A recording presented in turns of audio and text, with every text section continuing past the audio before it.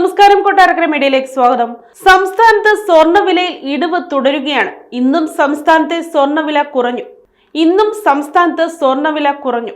720 രൂപ കുറഞ്ഞ് ഇന്ന് 1 പവൻ സ്വർണത്തിന് 89,080 രൂപയാണ് വില. 11,135 രൂപയാണ് 1 ഗ്രാം സ്വർണത്തിന് വില. ഇന്നലെ 1 പവൻ സ്വർണത്തിന് 89,800 രൂപയായിരുന്നു. 1 ഗ്രാം സ്വർണത്തിന് 11,225 രൂപയായിരുന്നു വില.